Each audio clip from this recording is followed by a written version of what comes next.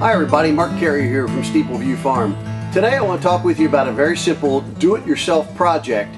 For those of you who want to start your own seeds early in the year and you don't have the benefit of a high tunnel or a greenhouse, but maybe you got some space in your basement or your garage, or maybe you do have a high tunnel in your backyard, or you've got some other sort of greenhouse, but you really don't know how to regulate the temperatures. Well, let me tell you, it's early February, and since the end of January, we've been starting seeds in a new method by a new way that I think you'll find to be very simple to make, not all that costly. Total cost about $100 total, and you can make your own little incubator for starting seeds for far less than buying seed heating mats and all of those other things.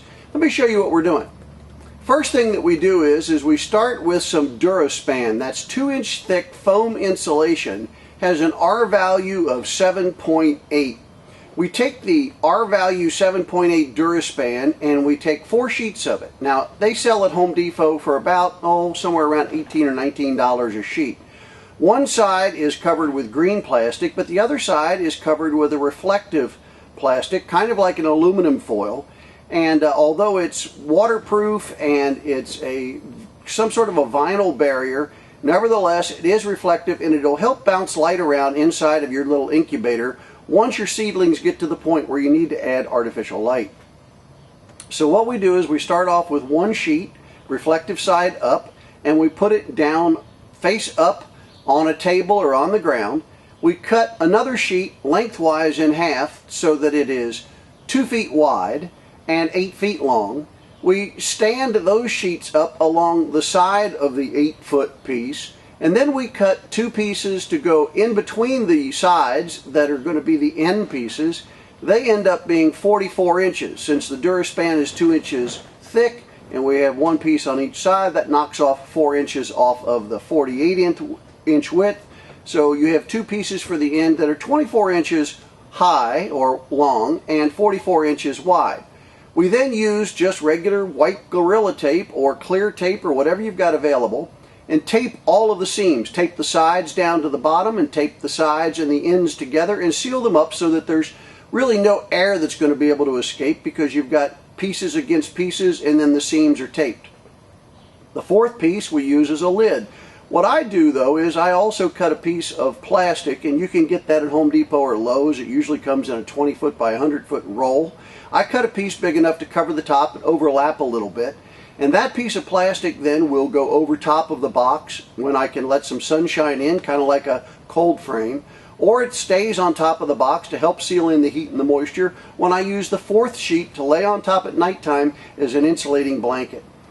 The last part of the puzzle though is how do you provide the heat for the inside when the sun's down and it's 19 degrees outside and there's no way for solar heating to heat up your seed trays, and you need to keep the temperatures of your seed trays somewhere between 70 and 85 degrees. What I've come up with is I buy furring strips. These are like 1.5-inch furring strips, 3/4 inches thick.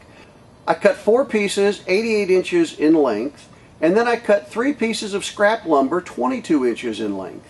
I lay the pieces down and screw the scrap lumber acrossways, making sure that it's about 18 inches outside to outside on the furring strips.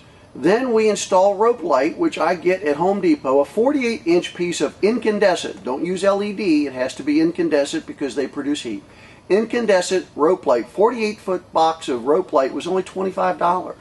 So for $25 in rope light, about, let's see, 1, 2, 3, 4, about $6 in the furring strips, a little bit of plastic, and the PVC insulation, the 2-inch pieces of insulation, the Duraspan, which is $18 a sheet, for about $100. Just about $100, I end up with an incubator box that can hold up to 12 trays.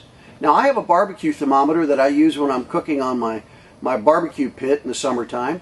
And I took the thermometer and I put one probe down in the bottom of a tray, and the other probe I leave hanging out in the air of the high tunnel, which is where we've got this sitting right now. And do you know that at nighttime when the temperature is down to 20 degrees, it still stays 80 degrees with the rope lights inside the incubator? Of course, when the sun comes up in the morning, about 7 o'clock, 8 o'clock in the morning, I take the insulating lid off. I let the plastic serve as the filter for the solar energy that hits inside. It bounces around on the vinyl, the shiny aluminum-like vinyl on the inside. And now I've also installed across the middle a 2x4 with a fluorescent light or a grow light suspended from it. And all of that is plugged into a plug strip. And when the plants finally get to the point where they've got enough leaves on them that I have to supply light, the reflective surface on the inside is going to reflect that light all around, and my grow light is going to be able to reach all the plants that are inside from 1 or 2 grow lights suspended above. So there you have it, a do-it-yourself project. All it takes is some readily available materials. Oh, and the best part is, at the end of the season, I just take the tape off or cut the tape at the seams and fold it all up and stack it. Doesn't weigh anything. It'll take up the same space as a 4x8 sheet of plywood somewhere in the loft or wherever you keep your lumber, or out in the barn or in the garage. And doesn't weigh anything. It's not hard to handle. It's easy to make, and it will keep your plants at the optimum temperature for germinating seeds. Unlike a little grow mat, you know, a little grow mat that goes under a regular 10 by 20, a 10-20 tray, one of those little 22-inch trays that everybody uses. A grow mat might cost you $40, and a thermostatic control might cost you another $30. So for each tray, or a couple of trays, you might end up with $70 invested. For $100, you can raise 12 full trays of seedlings at the optimum temperature. Well, there you have it from Steeple View Farm. It's early February. We've got things growing in the high tunnel already in the ground, and we're starting seeds for the rest of our crops that'll be planted in the field as soon as it's warm enough and the frosts are past. So thanks for staying with us, and don't forget, visit our website, www.steepleviewfarm.net, for news and updates, other do-it-yourself tips, growing tips, and also for the opportunity to get on board with our CSA and become a part of what we're doing here, sharing some of the goodness that we're going to produce all season long. So for Steeple View Farm, I'm Mark Carey, and happy gardening.